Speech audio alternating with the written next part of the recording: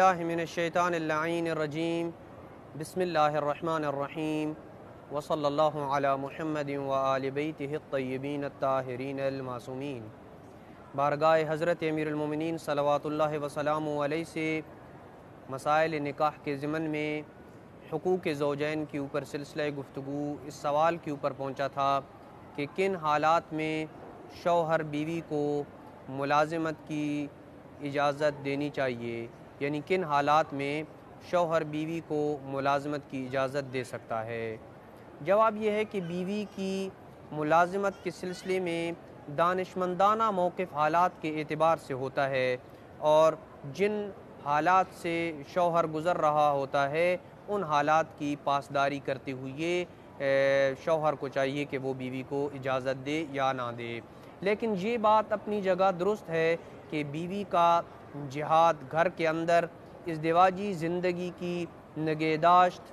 ثابت قدمی اور اولاد کی بہتر پرورش کی شکل میں ہی ہے۔ خاتون کا جہاد یہی ہے کہ وہ گھر کے اندر رہ کے اچھی شوہرداری کرے اور اپنے بچوں کی اچھی تربیت کرے اور معاشرے کو ایک نیک اولاد پیش کرے۔ یہ خاتون کے لیے جہاد ہے، اور اسی میں ایک فیملی اور ایک کنبے کی جو خوشگواری ہے وہ بھی اسی کے اندر مضمر ہے، اور گھر میں شریعت کی پاسداری کی جو ضمانت ہے وہ بھی اسی کے اندر مضمر ہے، اور خاتون کی جو عفت ہے، پاک دامنی ہے اور پاکیزگی ہے وہ بھی اسی کے اندر مضمر ہے کہ خاتون گھریلو معاملات کے اوپر توجہ دے اور اپنے بچوں کے جو تربیتی مسائل ہیں ان کو حل کرے۔ لیکن اس سب کے باوجود شوہر پہ واجب نہیں ہے کہ بیوی کو گھر سے باہر ملازمت سے روکے، لیکن اگر ملازمت خاتون کے لیے اس کی شرعی ذمہ داریوں میں رکاوٹ کا موجب بنتی ہے تو پھر شوہر کے اوپر واجب ہو جائے گا کہ وہ اپنی بیوی کو ملازمت سے روکے۔ مثال کے طور پر اگر وہ شوہر کے حقوق کے منافی ہوتی ہے تو شوہر کے اوپر روکنا جو ہے وہ واجب ہو جائے گا، اور اس کی اجازت کے بغیر وہ ملازمت کرنا اس کے لیے جائز نہیں ہوگا۔ جیسے کہ ارشاد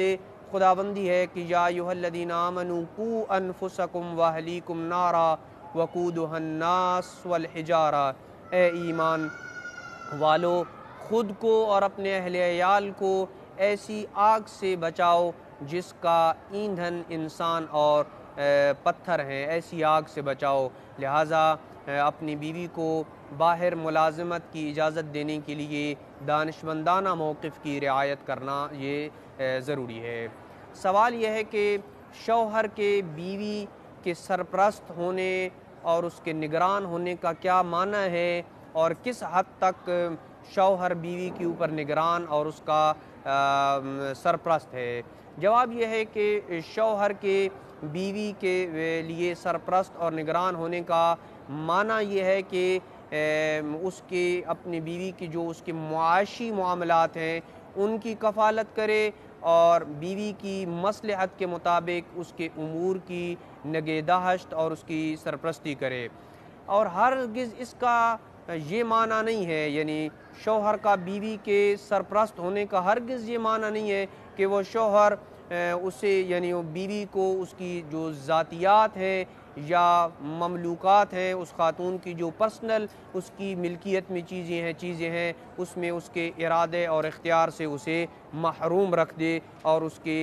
کا ارادہ اور اختیار سے سلب کر لے۔ اور نہ ہی اس کا معنی یہ ہے کہ بیوی اپنے شوہر کے ہر حکم و نہی کی پابند ہو جائے، اور جو امر بھی دے بیوی کے اوپر اس کو بجا لانا ضروری ہوگا، اور جس سے وہ روکے بیوی سے اس کے اوپر رکنا واجب ہوگا۔ لیکن بیوی پہ اتنا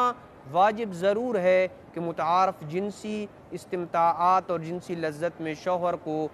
خود پہ اختیار دے اور اس کی اجازت کے بغیر گھر سے باہر نہ نکلے، جبکہ ان دو امور کے علاوہ شرعاً اپنے شوہر کی کسی بات کو ماننا بیوی کے اوپر واجب نہیں ہے۔ سوال یہ پیدا ہوتا ہے کہ اگر